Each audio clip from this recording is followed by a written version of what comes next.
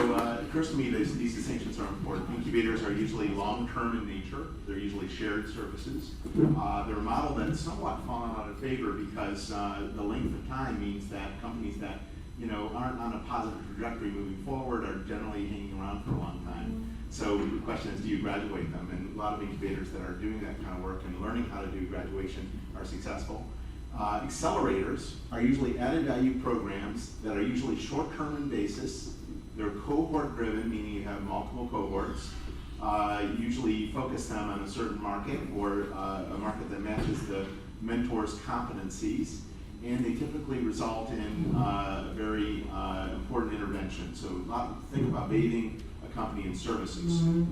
And a co-working facility is a fractional real estate situation. And you're going to be besieged by all these different types of models.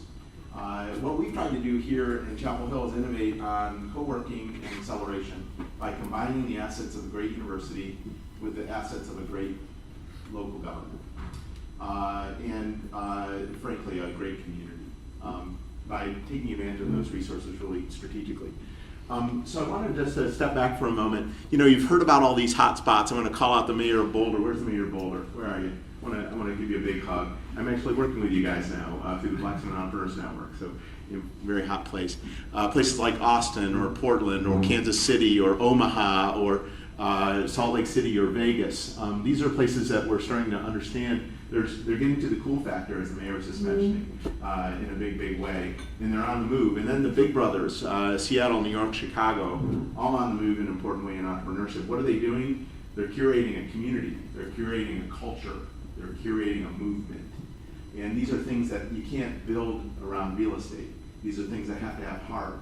So I want you to kind of bring it up one level. When you think about why has entrepreneurship rediscovered your downtowns? It's about creating a milieu or kind of a mix of things. There are several theories behind it. You've heard Richard Florida's stuff on the creative class. You've all looked at cluster-based approaches and some of the new stuff that Michael Porter's coming out now. I'm a big fan of Brad Feld, a Boulder resident. Brad, who's talked about democratization and community density. I've added a little bit to that concept by understanding the different things that are going on. So you think about building the stack, all of the services that could be integrated to support an entrepreneurial transformation. You've recently heard from the Brookings Foundation, Brookings Institution, the whole concept of innovation districts. You have the millennial culture and what's happening there. The concepts of convergence, we're starting to see things come together in massive ways, and we need to have people bumping into one another. And we see, lots of opportunities to repurpose space that, was from the industrial time, now bringing it into the new entrepreneurial generation. And frankly, what the mayor just mentioned, the cool factor. Just bringing a sense of meaning to what we're doing. What I like to do is kind of bring it all together by thinking about your goal as local government leadership is to create a mix and to curate a culture that's going to ultimately bring these things together. I totally believe in what Brad is mentioning in terms of a dense interconnected network, very important. But you have to draw on the people who are doing it locally and drawing on their energy, their expertise, bring them into the life of the city, bring them into the life of the culture of the community. The serial entrepreneurs that are so important in driving a culture like this, that would ultimately perpetuate a founder-driven culture. People who build things, people who make things, people who do things. And of course, recognizing that every community has different sources of innovation. I love Asheville, for instance. You're focusing on the beer culture. Yeah, New Belgium. Now you're going to see a whole constellation of beer entrepreneurs coming to fruition. It's going to happen. It's already happened in many parts of the world. And a supporting ecosystem to put it all together. My sense is that the thing that I want to kind of introduce to you is the idea of a flywheel.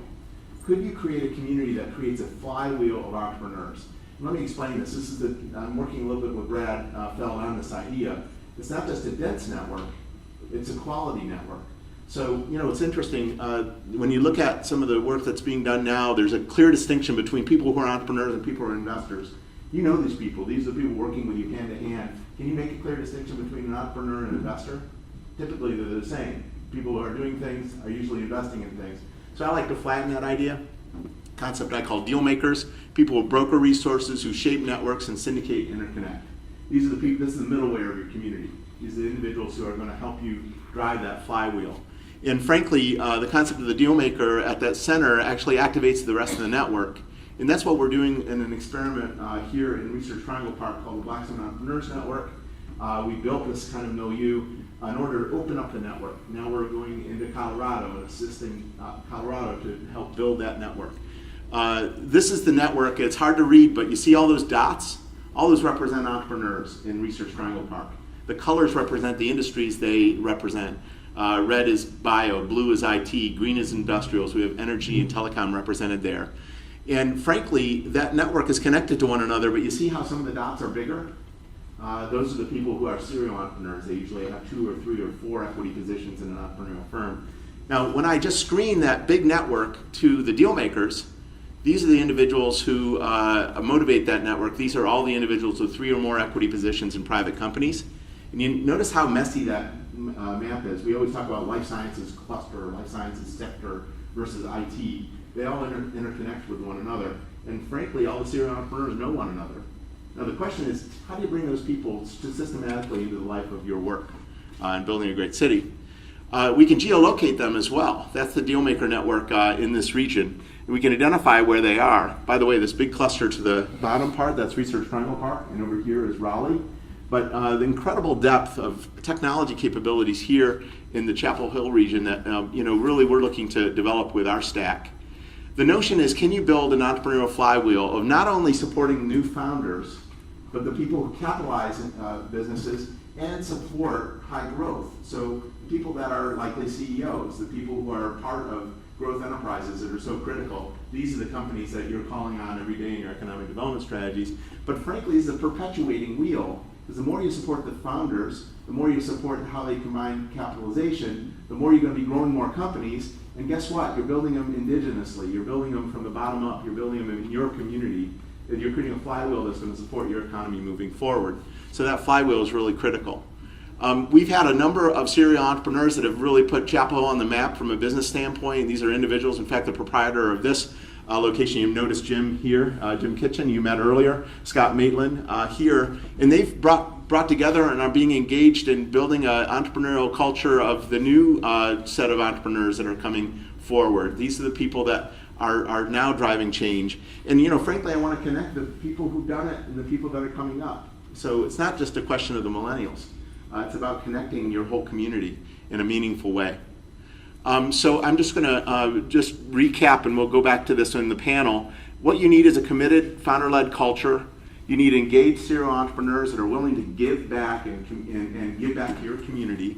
You need a real seamless kind of connection between those who do it and those who are in the infrastructure of building communities. So I like to think of new models for public-private partnerships.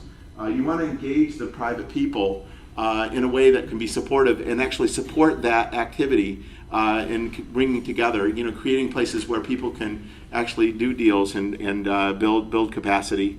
So innovative spaces that take advantage of that. And then frankly, I'm a big believer in an accelerator program that would help organize and train folks. We are very fortunate here in Chapel Hill to have a great university entrepreneurship program. Mayor Kleinschmidt has worked hand in hand with the university to help build a capacity, drawing on the university's expertise, but opening it up to the community. I'm going to turn it over to Roger to share a little bit more about that.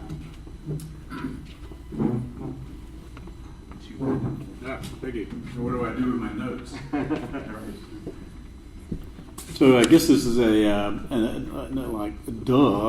but I was thinking as I was listening to all the speakers that in order to succeed in this entrepreneurial venture we're in, we have to be entrepreneurs, and we usually think of that as, I was going to talk about sausage making, and I get to be in the bowels of that sausage making in our community, and so I'd like to tell you that a little bit about our story from the launch perspective. Make sure I can operate this thing. So this is a little bit of a story of how we got to launch, which you visited a little while ago, And I remember often coming here when I worked in other communities, and I would say, well, yeah, sure, that's easy to do in Chapel Hill. You've got this resource and that resource, and so that's a no-brainer. And part of the story I want to tell is I don't think that's true, as you know, in your own community. But we did find that what our dilemma was is we have a community where space is very expensive. And so we have, while we have a real base of brain power and entrepreneurs through the university, what we realized is that we were creating them and they were deciding to go somewhere else to grow their business. So we wanted to establish a program where we could retain those those new ventures to stay here and create an accelerator in order to enhance their growth, and also provide the system that supported them, as Ted was talking about. So we do have, again, the assets of this university and the entrepreneurship program through the Keenan Institute and Keenan Flagler School of Business, and a number of serial entrepreneurs who live in the community, but we had never put all those resources together. So we first started the efforts on launch at a time when we had a chancellor and a mayor who were both committed to the relationship between the town and the community, loved both, and wanted to make those work together. And that is the environment in which we were able to make launch succeed. The idea started because we had a company that relocated here from the Silicon Valley. Actually, it was very random. They just happened to be passing through town and ate lunch here and decided they really liked it. And so they relocated their corporation here called Three Birds Marketing in the place where you saw launch. They found that to be very exciting. Their business grew. They needed a new place. Actually, another entrepreneur, Scott Maitland, the owner of this business, was trying to redo the building where the distillery is. And so his space was perfect for Three Birds to move to. They didn't have parking. The town agreed to provide parking across the street as the incentive for Three Birds to stay. But then we had a lease that was in the space where you're seeing that was unfinished. And we thought that was the perfect kind of space that we might be able to make this program work. So we had that random marketing company. We had the empty space. And so we said, well, there's the university. That's easy to go find interest in this. But I remember with Gordon Merkline, who works with the university, we began this journey through the university trying to find who would help us with entrepreneurship. And what we ran into were the silos in the university, where we'd go talk with this vice chancellor and they would say, yeah, I've got this piece of it, but I can't do anything with what you're talking about. We even went to see the dean of the business school, who said, gee, I never thought about we might have some obligation to help downtown. We'd go to somebody else and they had a piece of it, but never saw how they were connected. And through the efforts of the chancellor and the mayor, and the chancellor at that time appointed a new special assistant for entrepreneurship, not sure what her title is, but we were able to work with her and then begin to put some of these pieces together. The funding for that space and the space that you saw, the town and the county pay the rental for that space. The town uses downtown tax district funds to do that. In order to do that, we needed to go to the downtown partnership and talk about how this could build the downtown. Would they be willing to be a part of this? Not a difficult conversation, but a surprising conversation for them. And they quickly grasped it with Meg McGurk and saw that as an opportunity for the downtown partnership to play its role in the community. Then we although the town was putting up a significant amount of money for the rent, we wanted to see where we could get some partners, so we had to go to the county. And you all know how municipal county relationships can be strained occasionally. And the county had just passed a quarter-cent sales tax for economic development. Really didn't have a strong plan for what to do with it, and felt like, well, if we could put it in here, we could get some return. It would be good for Chapel Hill, and we could benefit from it. So they put up half the rent for the space, and the University of North Carolina, through the Chancellor's office, then guaranteed the operating costs with the Keenan Institute and the mentors and what you see as the operating space of launch. We put all those pieces together, and then, of course, we had to convince the council that this was a good thing for the town to do. For me, I remember 3 2-hour painful closed sessions talking with the council about why we ought to do this, and debating incubator versus accelerator, and is this the right time to do this, and hearing from people it's the wrong place to do it, that's not safe, it's not a good place to do it, we need to do it in another part of town. But eventually we were able to address all those concerns from the council and put this together. I think the mayor, I remember the mayor talking about when the council made this decision, there was a public participation part of that discussion, and I think a lot of it, because of Meg McGurk's from the Downtown Partnerships effort, we had person after person after person come and speak to the council and talk about what a great decision and new innovation this was. And one of the amazing things was we actually had students and young people come to the council and talk about making a great decision, which for us was kind of nice for a change. And I remember the mayor making the comment about that. So, but I do think that it's really important that in order to make all those things happen, it's the leadership that counts. It's creating the partnerships, and for us, it was the fact that we had a mayor and a chancellor who loved the community and the university and were willing to work through a different way of thinking to make this happen. So this is the partnership with the chancellor and his special assistant, county commissioners, and the mayor cutting the ribbon. And of course now, as we go to all the events celebrating launch, the story I just told is gone from everybody's mind because it's success, and that brings us back together, which I think is a good thing. So it's a one-of-a-kind town gown accelerator and co-working facility. It is a unique partnership between the town, the county, university, and the downtown partnership. There was a committed private investor, as you heard from Dina Mills earlier today.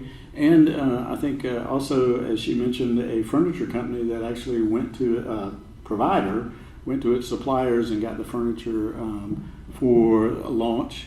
And then there's a strong program leadership through the university and a supporting mentoring network of regional serial entrepreneurs who provide support to the ventures in launch. And we also have as we talked about earlier this morning, a cohort admission that it's every 6 months. The cohorts turn over and you can stay there a year, but that's the longest you can stay there.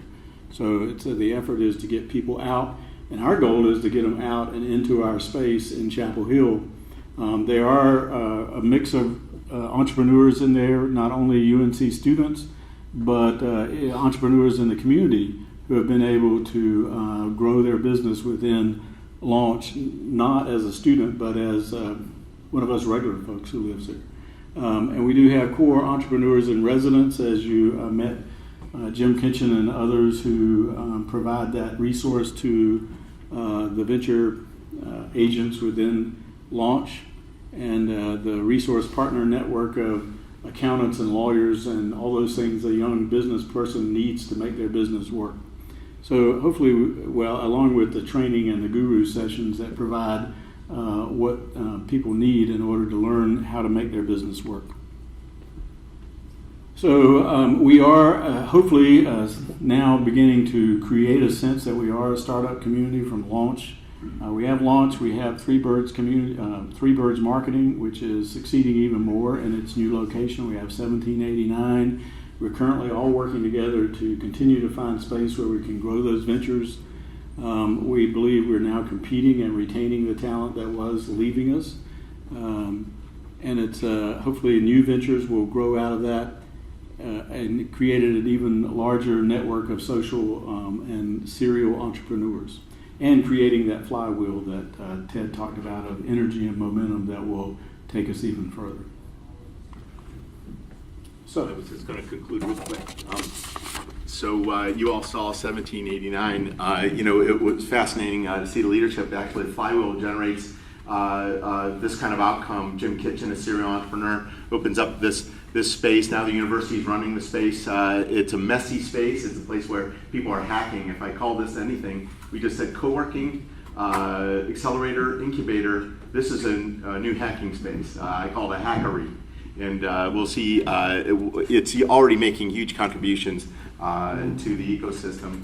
And then just to conclude briefly, so your goal, I think, as community leaders leading the community is to try to attract a dense interconnected network of supportive entrepreneurs, try to draw your serial entrepreneurs into the equation, curate a founder culture, draw on the innovation of the community, and then build that supporting ecosystem and be there to make it, help it take shape. So I'll turn it over to David. Thanks a lot. I think